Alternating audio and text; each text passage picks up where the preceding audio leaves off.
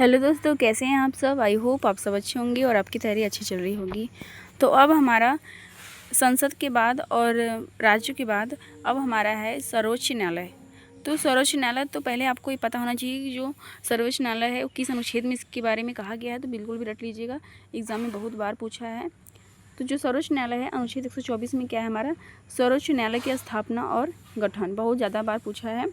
मूल रूप से संख्या कितना होता है, एक मुख्य न्यायाधीश और 7 न्यायाधीश, मतलब 8 मिलाकर पूरा होते हैं। ये भी क्वेश्चन पूछा है और ये बिल्कुल भी याद कर लीजिएगा। वर्तमान में कितनी संख्या है, तो एक मुख्य न्यायाधीश है और 33 न्यायाधीश, मतलब टोटल कितने हो गए, 34 न्यायाधीश। ये भी एग्जाम में पूछा हुआ क्वेश्चन है। अब देखते हैं दूसरा पॉइंट हमारा क्या है। सर्वोच्च न्यायालय के प्रत्येक न्यायाधीश की नियुक्ति राष्ट्रपति द्वारा मुख्य न्यायाधीश के परामर्श के बाद की जाएगी। तो ये भी क्वेश्चन बहुत बार पूछा है। ये भी क्वेश्चन बहुत बार पूछा है कि सर्वोच्च न्यायालय के न्यायाधीश की नियुक्ति कौन करते हैं, तो राष्ट्रपति करते हैं। बिल्कुल भी रट लीजिएगा। इनका कार्यकाल याद कर लीजिए 65 वर्ष, क्योंकि कभी कभी अभी हम आगे पढ़ेंगे तो 70 साल भी आएगा तो कन्फ्यूजन हो जाता है। इसलिए बिल्कुल भी रट लीजिएगा कि जो सर्वोच्च न्यायालय के जो मुख्य न्यायाधीश होते हैं उनका जो सेवा काल होता है या कार्यकाल जो होता है वह 65 वर्ष तक आयु तक कर सकते हैं। और एक न्यायाधीश राष्ट्रपति को पत्र लिखकर अपने पद से इस्तीफा दे सकते हैं। अब हम देखते हैं कि उनके लिए और क्या क्या योग्यताएं होना चाहिए राष्ट्रपति के लिए, सर्वोच्च न्यायालय के लिए। देखिए यहाँ पे एक पॉइंट है, सर्वोच्च न्यायालय के न्यायाधीश की आयु संसद द्वारा विधि द्वारा निर्धारित तरीके से निर्धारित की जाएगी। तो देखिए एक क्वेश्चन हमारा इम्पोर्टेंट है, मतलब कि आपसे क्वेश्चन पूछा जाएगा कि निम्नलिखित में से किस संविधान संशोधन द्वारा न्यायाधीश के जो आयु सीमा है उनका संसद द्वारा निर्धारित किया गया था। तो 15वां संविधान संशोधन कब हुआ था, 1963 में। तो ये पॉइंट आप याद कर लीजिएगा कि 15वां संविधान संशोधन के द्वारा न्यायाधीश की आयु संसद द्वारा विधि द्वारा निर्धारित तरीके से किया गया था। अब योग्यताएं क्या होना चाहिए, तो आपको ये तो पता है कि जो भी भारत में जो भी रहेंगे, जो भी किसी भी पद पर रहेंगे तो भारत का नागरिक होना चाहिए। फिर दूसरा हमें क्या याद होना चाहिए कि उच्च न्यायालय के न्यायाधीश के रूप में कम से कम 5 वर्ष का अनुभव होना चाहिए। सब कुछ याद करिएगा, क्योंकि जब कथन वाला क्वेश्चन देता है तो अब अगर आपको पता नहीं रहेगा तो आप नहीं कर पाएंगे। तो आपको पता होना चाहिए कि उच्च न्यायालय के न्यायाधीश के रूप में कम से कम 5 वर्ष का अनुभव होना चाहिए और उच्च न्यायालय के अधिवक्ता के रूप में कम से कम 10 वर्ष का अनुभव या राष्ट्रपति की राय में प्रतिष्ठित विधिवेत्ता हो। मतलब आपको 5 साल वाला याद जरूर रख लेना है। निष्कासन मतलब कैसे उनको हटाया जाता है, तो इसके बारे में देखते हैं।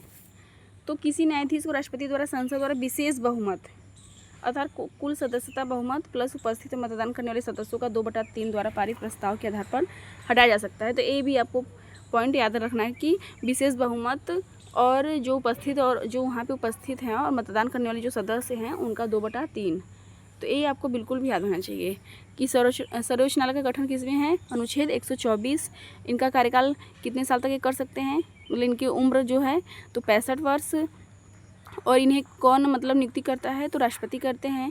और इनका जो योग्यता है उसमें क्या आपको याद रखना है कि उच्च न्यायालय के न्यायाधीश के रूप में 5 साल का इनका अनुभव हो और उनको हटाया जाता है कैसे, विशेष बहुमत और जो मतदान करने वाले उपस्थित होते हैं उनका 2/3। तो ये सब आपको रटा होना चाहिए। और जो 15वां संविधान संशोधन 1963 में हुआ था उसके द्वारा जो मुख्य न्यायाधीश है उनकी जो संसद द्वारा विधि मतलब उनका जो आयु सीमा है वो निर्धारित किया गया था।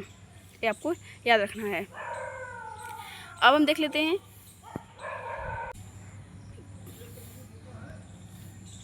कि सर्वोच्च न्यायालय उच्च न्यायालय।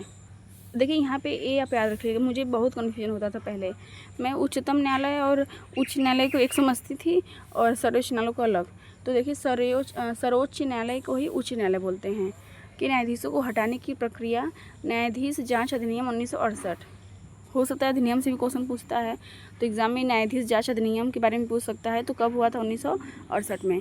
न्यायाधीशों को हटाने के प्रस्ताव पर राज्यसभा के 50 सदस्य और लोकसभा के 100 सदस्यों के हस्ताक्षर होने चाहिए। बिल्कुल भी याद कर लीजिएगा, एग्जाम में पूछता है। और जैसे कि अभी राष्ट्रपति के लिए 50-50 अनुमोदन होते हैं, वैसे ही इसमें थोड़ा चेंज है। इसमें सर्वोच्च न्यायालय के लिए 50 सदस्य राज्यसभा से और लोकसभा से 100 सदस्य।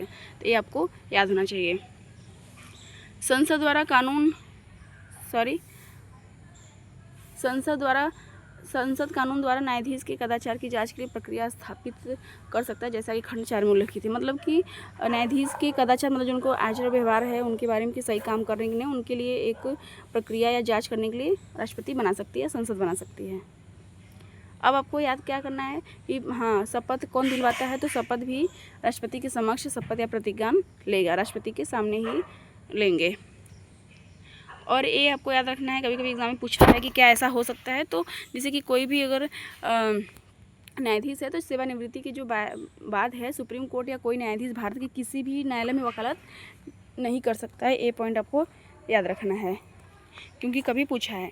अब मोस्ट इम्पॉर्टेंट है कॉलेजियम प्रणाली, तो यह संविधान में इसका उल्लेख नहीं है क्योंकि एग्ज़ाम में ऐसे पूछता है कि क्या कॉलेजियम प्रणाली की संविधान में उल्लेख है, तो इसका उल्लेख नहीं है। यह एक ऐसी व्यवस्था है जिसके तहत न्यायाधीशों की नियुक्ति और तबादलों का फैसला मुख्य न्यायाधीश और सुप्रीम कोर्ट के 4 वरिष्ठतम न्यायाधीशों के एक कोरम के द्वारा किया जाता है। मतलब किसी भी न्यायाधीश की नियुक्ति करनी है या उसको किसी और स्थान पे तबादला करना है, मतलब भेजना है, तो वह कौन करेगी, मुख्य न्यायाधीश और सुप्रीम कोर्ट के 4 वरिष्ठतम सदस्य करेंगे। तो मतलब कि हमें पता चल गया कि जो कॉलेजियम प्रणाली है वह एक व्यवस्था है, मतलब संविधान में उसका उल्लेख नहीं है, बस एक प्रणाली है, सिस्टम है जिसके तहत कुछ काम किए जाते हैं। क्या किए जाते हैं, मुख्य न्यायाधीश की नियुक्ति और उनको तबादलों करने के लिए 4 वरिष्ठतम सदस्य के द्वारा होता है। तो यहाँ पे पता चल गया कि भारतीय संविधान में इसका कोई स्थान नहीं है। इसकी उत्पत्ति निम्नलिखित न्यायाधीशों के मामलों से पता लगाई जा सकती है, मतलब कि कौन कौन सा केस आया था जो कॉलेजियम प्रणाली को दर्शाता है। तो प्रथम न्यायाधीश case 1982 SP Gupta case. Bharat के मुख्य न्यायाधीश जो CJI होते हैं की सिफारिश पर राष्ट्रपति पर बाध्यकारी नहीं है। न्यायिक नियुक्तियों में कार्यपालिका को प्राथमिकता दी गई है। मतलब इसके द्वारा ये हुआ था कि ऐसा नहीं कि जो भारत के मुख्य न्यायाधीश हैं कि सिफारिश पर राष्ट्रपति का बाध्यकारी नहीं है, मतलब कि राष्ट्रपति उनके द्वारा कहे गए काम को करने में बाध्य नहीं कर सकता, उसका राष्ट्रपति का जो मन रहेगा वही करेंगे। ऐसा नहीं कि भारत के जो CJI हैं वो उनकी सिफारिश कर रहे हैं तो राष्ट्रपति पर मतलब ये है कि राष्ट्रपति को करना ही है, ऐसा नहीं है। अब द्वितीय मामला देख लेते हैं 1993 में। इसमें क्या था, तो कॉलेजियम प्रणाली की शुरुआत की गई जिसमें कहा गया कि परामर्श का अर्थ सहमति है। मतलब किसी का परामर्श अगर चाहिए तो मतलब है कि उसको आदेश दे दे या सहमति दे दे। बस आपको ये याद रखना है कि कॉलेजियम जो प्रणाली है वह संविधान में उल्लेख नहीं है, उसके सिवा ज़्यादा याद नहीं रखना है। हाँ, अब हम देख लेते हैं जो हमारा ब्रैकेट में है वो हमारे लिए इम्पोर्टेंट बन जाता है। संसद ने राष्ट्रपति को सिफारिशें देने के लिए 99वें संविधान संशोधन अधिनियम 2014 के माध्यम से कॉलेजियम प्रणाली को राष्ट्रीय न्यायिक नियुक्ति आयोग द्वारा प्रस्तावित किया गया था। ये इम्पोर्टेंट है, मतलब कि कॉलेजियम प्रणाली अब नहीं है, उसको हटा दिया गया है। कब, 99वें संविधान संशोधन 2014 में हटाने के बाद उसको क्या रखा गया, राष्ट्रीय न्यायिक नियुक्ति आयोग। ये आपको पॉइंट याद रखना है कि जो कॉलेजियम प्रणाली है उसका नाम अब क्या है, राष्ट्रीय न्यायिक नियुक्ति आयोग, NJAC। तो किसके द्वारा, 99वें संविधान संशोधन 2014 के द्वारा इसको संशोधित या प्रस्तावित किया गया। ये आपको याद होना चाहिए। अब हमें आपको 124 तो बिल्कुल भी रटा होना चाहिए कि सर्वोच्च न्यायालय का गठन। अब उसके बाद क्या याद रखना है, 124 तो बिल्कुल भी रट लीजिएगा। अनुच्छेद 125, तो न्यायाधीशों के वेतन, तो वेतन कहाँ से दिए जाते हैं, वेतन संसद द्वारा निर्धारित होते हैं। और 126 में हमारा क्या है, कार्यवाहक मुख्य न्यायाधीश की नियुक्ति। राष्ट्रपति कार्यवाहक मुख्य न्यायाधीश की नियुक्ति तब कर सकते हैं जब मुख्य न्यायाधीश का पद रिक्त हो और मुख्य न्यायाधीश अपने कर्तव्यों का पालन में असमर्थ हो। मतलब कि कार्यवाहक मतलब कुछ समय के लिए, जब तक नए मुख्य न्यायाधीश को नहीं चुना जाता है, नहीं बनाया जा सकता है, तब से एक कार्यवाहक मुख्य न्यायाधीश की नियुक्ति कौन करते हैं, राष्ट्रपति करते हैं। कब कर सकते हैं, जब मुख्य न्यायाधीश का पद रिक्त हो या उनके प्रति उनको अप्रस्ताव पारित करके उनको हटाया गया हो, तब वह कार्यवाहक मुख्य न्यायाधीश की नियुक्ति हो सकती है। अब हमारा है मोस्ट इम्पॉर्टेंट, बहुत बार पूछा है क्वेश्चंस कि सर्वोच्च न्यायालय की प्रथम महिला न्यायाधीश कौन थी, तो न्यायमूर्ति फातिमा बीबी। बहुत बार एग्जाम में पूछ चुका है, आपको याद होना चाहिए। अब हमारा नेक्स्ट है 1989 ईस्वी में, ये भी देख लीजिएगा। हाँ, अनुच्छेद 127 भी आपको याद रखना है। तो अनुच्छेद 127 में हमारा क्या है, तदर्थ न्यायाधीशों की नियुक्ति। ये हमारे क्या होते हैं भारत के मुख्य न्यायाधीश राष्ट्रपति की पूर्व सहमति से तथा संबंधित उच्च न्यायालय के मुख्य न्यायाधीश के परामर्श से किसी उच्च न्यायालय में सर्वोच्च न्यायालय में तदर्थ न्यायाधीश की नियुक्ति कर सकते हैं। मतलब कि अस्थायी न्यायाधीश, मतलब कि कोई उनका ऐसा नहीं है कि हाँ 5 साल तक रहेंगे या 7 साल 6 साल तक रहेंगे, ऐसा कोई नहीं। उनको जब चाहे तब उनको हटा सकते हैं राष्ट्रपति, या जब चाहे उनको रख सकते हैं, उसको ही तदर्थ न्यायाधीश कहते हैं। हाँ, अब इम्पॉर्टेंट है अनुच्छेद 129, 128 भी देख लीजिए, लेकिन 128 उतना इम्पॉर्टेंट नहीं जितना कि अनुच्छेद 129 इम्पॉर्टेंट है। तो 128 में क्या है हमारा, सेवानिवृत्त न्यायाधीशों की उपस्थिति, मतलब जो भी रिटायर हो गए हैं न्यायाधीश, उनका जो है सुप्रीम कोर्ट न्यायाधीशों को सुप्रीम कोर्ट के न्यायाधीशों के रूप में बैठने और कार्य करने के लिए आमंत्रित किया जा सकता है। मतलब वो मतलब कि रिटायर हो गए हैं फिर भी उनको मतलब कि वो बैठ भी सकते हैं और कुछ मतलब उनको अपना जो भी सलाह है वो भी दे सकते हैं। अब अनुच्छेद 129 बिल्कुल भी रट लीजिएगा, मोस्ट इम्पॉर्टेंट है। जैसे 124 इम्पॉर्टेंट है, 127, 129। इसमें क्या है, सर्वोच्च न्यायालय अभिलेख न्यायालय होगा, सर्वोच्च न्यायालय अभिलेख न्यायालय होगा। इसका मतलब क्या है, इसके निर्णयों को विधिक पूर्ववृत्त के रूप में संरक्षित किया जाता है। अदालत की अवमानना के लिए दंडित करने की शक्ति रखता है। मतलब कि अदालत की अवमानना, मतलब कि जो अदालत की जो मनमाना है या उसको कुछ भी गलत हुआ है तो उसको दंडित करने की शक्ति रखता है। अब हमारा है अनुच्छेद 130। अनुच्छेद 130 में क्या है, एग्जाम में उतना बार नहीं पूछा है, एक आध बार पूछा होगा, वो भी यूपी PCS एक्सेप्ट के एग्ज़ाम में जब उसको मिलान करना होता है तब। वैसे 1 नंबर में एक क्वेश्चन हमारे यूपी पुलिस एग्ज़ाम में नहीं पूछा है। तो सर्वोच्च न्यायालय की सीट किस में है, तो अनुच्छेद 130 में है सर्वोच्च न्यायालय की सीट। सर्वोच्च न्यायालय की सीट दिल्ली में है। यदि मुख्य न्यायाधीश सिफारिश करते हैं तो राष्ट्रपति मंजूरी देते हैं तो सर्वोच्च न्यायालय कहीं और भी बैठ सकता है। अब वैसे ही अनुच्छेद 131 भी देख लेते हैं, सर्वोच्च न्यायालय का मूल अधिकार क्षेत्र। तो सर्वोच्च न्यायालय के पास निम्नलिखित विवादों के अनन्य मूल अधिकार क्षेत्र होते हैं।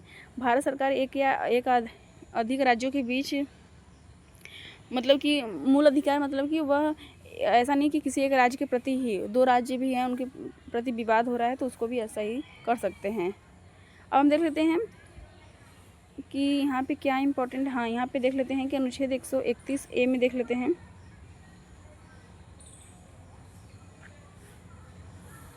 अनुच्छेद 131 में एक कि 42वां संविधान संशोधन जब 1976 में प्रस्तुत किया गया था, इसने केंद्रीय कानूनों की वैधता निर्धारित करने के लिए सर्वोच्च न्यायालय को विशेष अधिकार प्रदान किया गया था। इससे 43वें संविधान संशोधन 1977 द्वारा निरस्त कर दिया गया है। मतलब कि जब 42वां संविधान संशोधन, जिसे मिनी संविधान भी बोलते हैं, 1976 द्वारा जब हुआ था तो उसमें मतलब कि सर्वोच्च न्यायालय को एक विशेष अधिकार प्रदान किया गया था, लेकिन उसको क्या हुआ, 43वें संविधान संशोधन 1977 में निरस्त कर दिया गया था। अब हम देख लेते हैं, हाँ अनुच्छेद 134। अनुच्छेद 134 में आपको बस याद रखना है कि अनुच्छेद 134 में क्या है, तो अपीली क्षेत्राधिकार या आपराधिक मामले, अनुच्छेद 134 ये आपको याद होना चाहिए। अब हम देख लेते हैं कि जो न्यायिक समीक्षा है, एग्जाम में बहुत बार पूछा है, बिल्कुल भी रट लीजिएगा। न्यायिक समीक्षा हमारा कहाँ से लिया गया है, तो अमेरिकी संविधान से लिया गया है। ये एग्जाम में बहुत बार क्वेश्चन पूछा हुआ है। हाँ, अब 139 देख लेते हैं। जैसे कि हमने 123 अध्यादेश जारी करने के लिए पूछा था, अरे बताया था कि राष्ट्रपति का, 213 में राज्यपाल का है, वैसे ही इनको भी ये भी रीट जारी कर सकते हैं किसमें, अनुच्छेद 139 में। सर्वोच्च न्यायालय, ये आपको रट लेना है बिल्कुल भी, कि जो सर्वोच्च न्यायालय है अनुच्छेद 32 के तहत दिए गए मौलिक अधिकारों के परिवर्तन के लिए रीट जारी कर सकता है। और जो उच्चतम न्यायालय है वह अनुच्छेद 226 के द्वारा, तो ये आपको बिल्कुल भी रट लेना है। सर्वोच्च न्यायालय को ही उच्च न्यायालय बोलते हैं, ये पहले याद रख लीजिएगा, फिर अनुच्छेद 32। अब हम देखते हैं, अब इतना ये भी इम्पोर्टेंट नहीं है, लेकिन अनुच्छेद 141 देख लेते हैं कि सर्वोच्च न्यायालय द्वारा घोषित कानून सभी न्यायालयों पर बाध्यकारी होगा। मतलब कि सर्वोच्च न्यायालय ने जो भी कानून घोषित कर दिया वह सभी जो छोटे न्यायालय हैं या जो तदर्थ न्यायालय हैं उन पर भी लागू होगा। अब हम देख लेते हैं नेक्स्ट, उसके बाद जो भी अनुच्छेद आते हैं 144, 45, उतना एग्जाम में नहीं पूछा है, उतना क्या मतलब पूछा ही नहीं है, इसलिए यहाँ पे देखिए एक साथ है, जो इम्पोर्टेंट इसमें एक साथ ही दे दिया है, तो आप इसको याद कर लेंगे तब भी बहुत हो जाएगा। तो देखिए मैंने आपको बताया था अनुच्छेद 124 सर्वोच्च न्यायालय, 125 वेतन, 126 में कार्यवाहक मुख्य न्यायाधीश, ये भी याद कर लीजिएगा। और अनुच्छेद 127 में तदर्थ न्यायाधीश अनुच्छेद 128 में सेवानिवृत्त न्यायाधीश और अभिलेख न्यायालय, अनुच्छेद 129 में बिल्कुल भी रट लीजिएगा। और अनुच्छेद 130 में हमने क्या बताया था कि सर्वोच्च न्यायालय की सीट कहाँ पे है, दिल्ली में है, और राष्ट्रपति जब भी चाहे तो वह बैठक के द्वारा कहीं भी बैठ करवा सकता है। अनुच्छेद 131 भी याद कर लीजिएगा, मूल क्षेत्राधिकार, सर्वोच्च न्यायालय के मूल अधिकार क्षेत्र क्या होते हैं इसके बारे में भी मैंने बताया था। अब हम नेक्स्ट में देख लेते हैं उच्चतम न्यायालय। तो उच्चतम न्यायालय किस अनुच्छेद में होना चाहिए, सॉरी उच्च न्यायालय, हाई कोर्ट, यार ये उच्चतम उच्च में मुझे भी इतना भी कन्फ्यूजन हो जाता है ना कि, तो इसमें किस में है, अनुच्छेद 214 में। अनुच्छेद 214 में हमारा क्या है, उच्च न्यायालय। और अभिलेख न्यायालय अगर उच्च न्यायालय के लिए देखेंगे तो अनुच्छेद 215, और उसमें सर्वोच्च न्यायालय के लिए अनुच्छेद 129 में अभिलेख न्यायालय है। तो बस आपको ज़्यादा याद नहीं रखना है, और आपको उच्चतम न्यायालय के बारे में याद रख लेना है यहाँ से कि